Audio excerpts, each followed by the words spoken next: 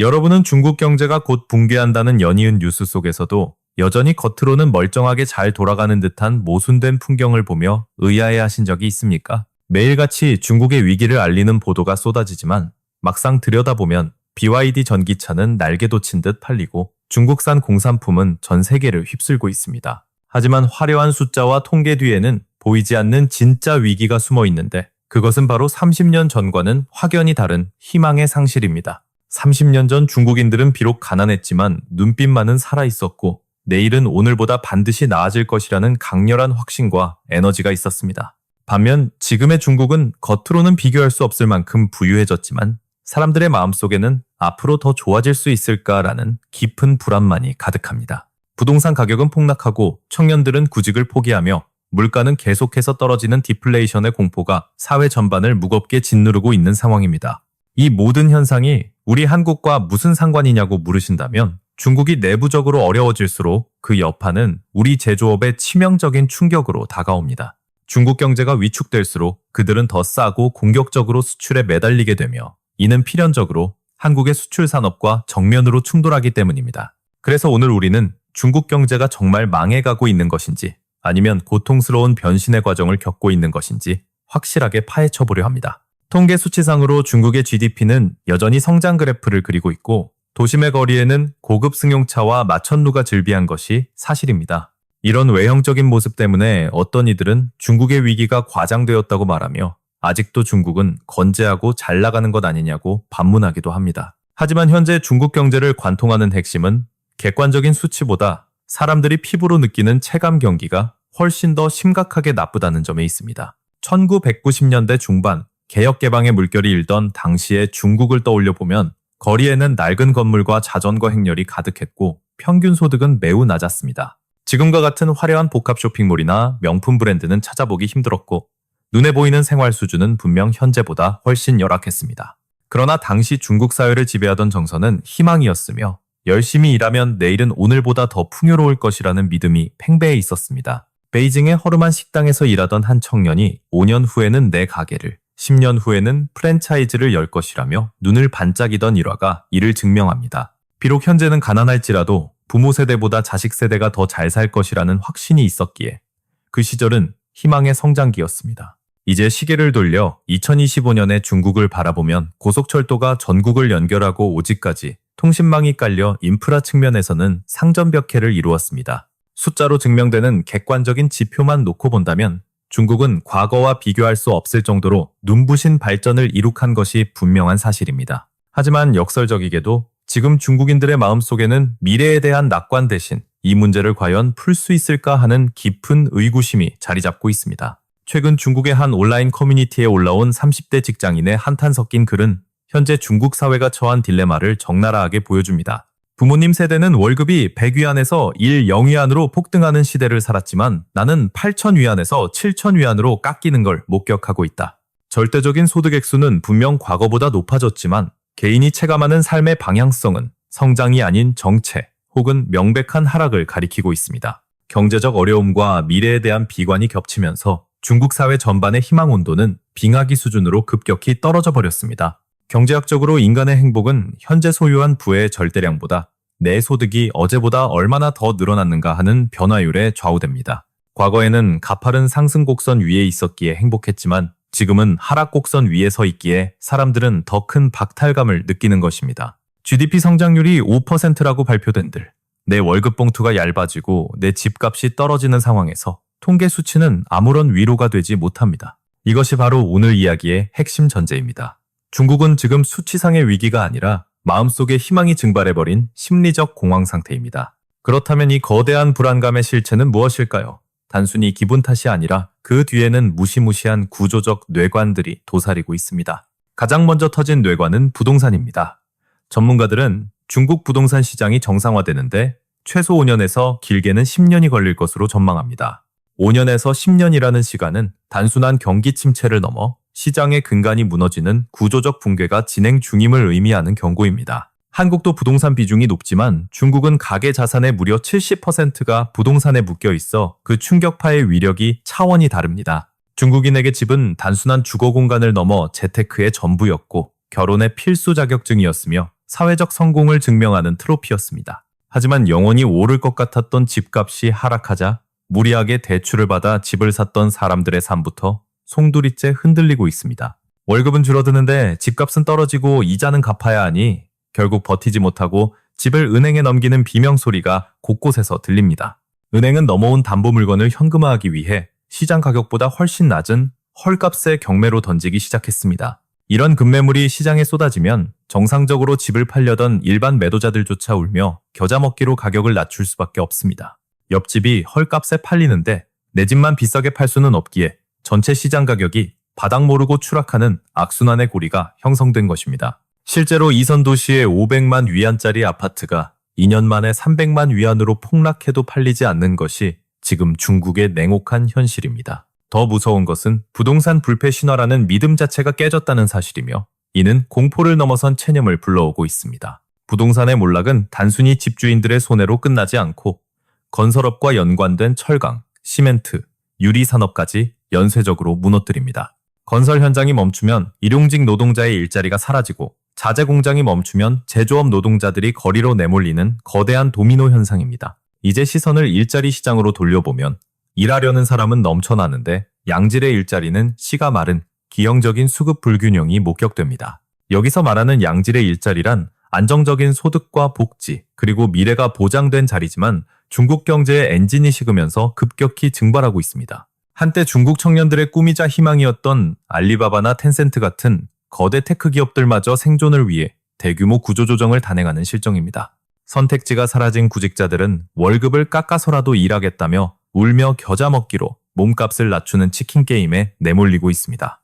노동시장의 공급은 넘치는데 수요가 부족하니 노동의 가격인 임금이 하락하는 것은 교과서적인 경제 원리이자 잔인한 현실입니다. 결국 중국 내 임금 수준은 경력과 학력에 상관없이 하향 평준화되어 최저임금 수준으로 수렴해가는 암울한 현상을 보입니다. 가장 가혹한 겨울을 맞이한 것은 사회에 첫 발을 내딛는 청년들로 대학 졸업장이 더 이상 취업 보증수표가 되지 못합니다. 경력직마저 일자리를 구하지 못해 눈높이를 낮추는 마당에 갓 졸업한 신입들이 비집고 들어갈 틈새는 바늘구멍보다 좁아졌습니다. 작년 대졸 신입사원의 평균 초봉이 전년 대비 무려 15%나 하락했다는 통계는 청년들의 절망을 숫자로 증명합니다. 이것은 단순히 월급이 15% 줄어든 것이 아니라 청년들이 꿈꾸는 미래의 크기와 희망의 총량이 15% 삭감되었다는 뜻입니다. 그래서 등장한 것이 바로 탕핑탕핑, 즉 바닥에 드러눕겠다는 자조 섞인 청년들의 저항 문화입니다. 아무리 노력해도 계층 상승이 불가능하다면 차라리 최소한의 생존만 유지하며 경쟁 자체를 거부하겠다는 슬픈 선언입니다. 엎친 데 덮친 격으로 세 번째 재앙인 디플레이션이 들이닥치며 물가가 지속적으로 하락하는 경제의 빙하기가 시작되었습니다.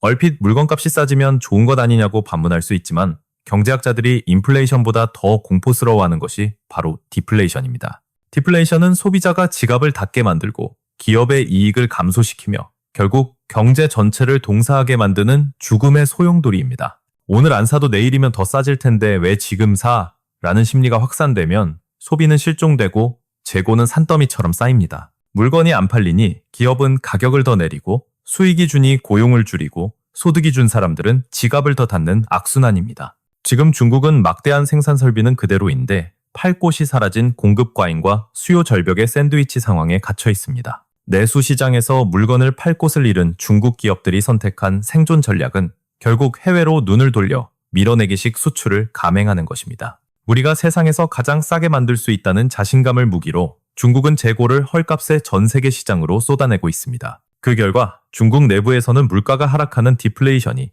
세계 시장에서는 중국산 저가 공세가 펼쳐지는 기묘한 이중주가 연주됩니다. 이 쓰나미가 가장 먼저 덮치는 곳은 중국과 산업 구조가 비슷하고 수출 경쟁 관계에 있는 대한민국 제조업 현장입니다. 중국이 가격을 후려치면 우리 기업도 울며 겨자 먹기로 가격을 낮춰야 하고 이는 곧 수익성 악화와 임금 정체로 직결됩니다. 경제학에서는 이를 동반 압박 혹은 하향 평준화 경쟁이라 부르는데 서로가 서로를 끌어내리며 함께 가라앉는 치킨 게임입니다. 중국의 경제 위기가 우리에게 반사이익이 될 것이라는 기대는 착각이며 오히려 그들의 절박함이 우리를 더 거칠게 공격하는 부메랑이 됩니다. 그렇다면 중국 경제는 이대로 무너져 내릴까요? 아닙니다.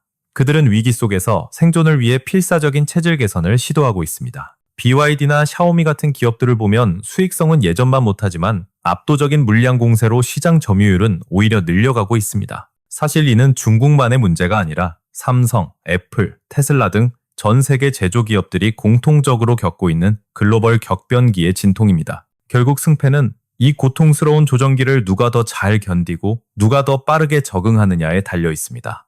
이 과정에서 중국이 꺼내든 회심의 카드는 바로 브랜드 사냥으로 약점인 이미지를 돈으로 해결하려는 전략입니다. 전 세계 소비자 뇌리에 박힌 메이드 인 차이나는 저렴하지만 품질은 조악하다는 고정관념은 중국 기업에게 넘기 힘든 장벽이었습니다. 이를 정면 돌파하기 위해 중국은 볼보, 로터스 같은 유서 깊은 서구의 명품 브랜드들을 인수하거나 지분을 사들이고 있습니다. 100년 동안 쌓아올린 브랜드의 명성과 프리미엄 이미지를 막대한 자본으로 단숨에 사버림으로써 시간을 단축하는 것입니다. 덤으로 선진국 기업들이 가진 정교한 품질 관리 시스템과 엔진 설계 기술 같은 핵심 노하우를 자연스럽게 흡수할 수 있습니다. 또한 벤츠나 BMW 같은 브랜드가 이미 구축해놓은 전 세계적인 유통망과 서비스 네트워크를 손쉽게 활용하는 이점도 챙깁니다. 대표적인 성공 사례가 바로 TCL로 이들은 사양길에 접어들었던 프랑스의 톰슨과 미국의 RCA TV 사업 부문을 인수했습니다. 인수 초기에는 철저하게 자신의 이름을 숨기고 프랑스 브랜드 톰슨, 미국 브랜드 RCA인 척하며 선진국 시장을 공략했습니다. 소비자들이 유럽과 미국 브랜드로 착각하고 구매하는 10년 동안 그들은 뒤에서 조용히 기술력을 키우고 품질을 개선했습니다. 충분한 시간이 흐른 뒤 자신감이 붙은 그들은 마침내 가면을 벗고 자신의 본명인 TCL을 드러냈고 현재 세계 TV 시장 점유율 3위라는 기적을 썼습니다. 이것은 단순한 기업의 성공담이 아니라 보이지 않는 자산인 브랜드 파워를 돈으로 사서라도 체질을 바꾸겠다는 중국의 국가적 전략입니다. 이 모든 전략의 설계도에는 시진핑 주석이 입이 닳도록 강조하는 핵심 개념, 바로 신질 생산력, New Quality, Productive Forces이 있습니다. 과거 중국의 성장 방정식이 100만 개를 만들어 개당 1달러씩 총 100만 달러를 버는 박리담회의 양적 승부였다면 이제는 다릅니다. 이 낡은 방식은 환경을 파괴하고 노동자를 쥐어짜야만 유지될 수 있으며 부가가치가 낮아 끊임없이 더 많이 만들어야 하는 굴레였습니다. 신질 생산력은 30만 개만 만들더라도 기술 혁신을 통해 개당 10달러를 남겨 총 300만 달러를 버는 고부가가치 구조로의 전환을 뜻합니다. 무작정 많이 만드는 메인 것에서 벗어나 기술과 브랜드를 입혀 잘 만드는 메인 외의 것으로 게임의 규칙을 바꾸자는 것입니다. 옷, 신발, 장난감을 찍어내던 땀냄새 나는 공장을 걷어내고 그 자리에 반도체, 전기차, AI 같은 첨단 미래 산업을 심겠다는 야심입니다. 실제로 중국 정부는 이 신질 생산력을 국가의 명운을 건 전략으로 선포하고 천문학적인 자금을 첨단 기술 분야에 쏟아붓고 있습니다. 기업들에게도 더 이상 싼 물건을 많이 파는 것에 안주하지 말고 비싸게 팔 수 있는 기술을 개발하라고 강력하게 주문하고 있습니다. 물론 수십 년간 저가 대량 생산에 최적화된 거대한 몸뚱이를 하루아침에 정교한 고부가가치 체제로 바꾸는 것은 맨 땅에 헤딩하기만큼 어렵습니다. 서구 선진국들이 오랜 시간 축적해온 원천 기술의 격차 또한 여전히 크기에 중국의 이 시도가 성공할지는 아무도 장담할 수 없습니다. 하지만 분명한 것은 중국이 가만히 앉아서 서서히 죽어가는 것을 택하는 대신 살기 위해 몸부림치며 거대한 도박을 걸었다는 점입니다.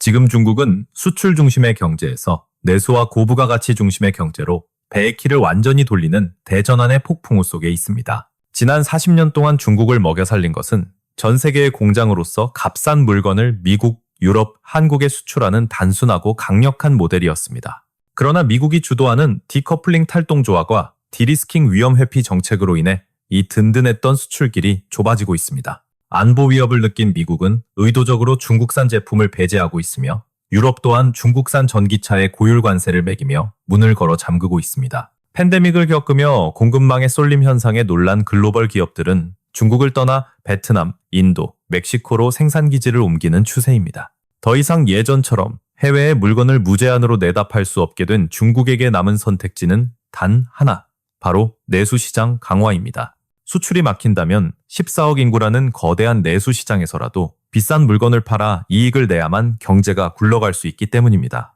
중국 정부의 구상은 이제 수출 의존도를 낮추고 대신 국내 소비의 비중을 높여 경제의 체질 자체를 내수 중심으로 바꾸겠다는 것입니다. 쉽게 말해 과거 TV 100대 중 80대를 해외로 보냈다면 이제는 50대를 국내에서 소비하게 만들어 외부 충격을 줄이겠다는 계산입니다. 하지만 정부가 아무리 돈을 풀고 소비를 장려해도 미래가 불안한 사람들은 지갑을 여는 대신 돈을 움켜쥐고 버티기에 들어갔습니다. 정부가 가전제품을 사라고 보조금을 쥐어줘도 정작 사람들은 가장 저렴한 모델만 골라 사는 방어적 소비 행태를 보이고 있습니다. 결국 내수진작은 심리적 장벽에 부딪혔고 기술 격차를 줄이는 것 또한 미국의 견제 속에 쉽지 않은 가시밭길입니다.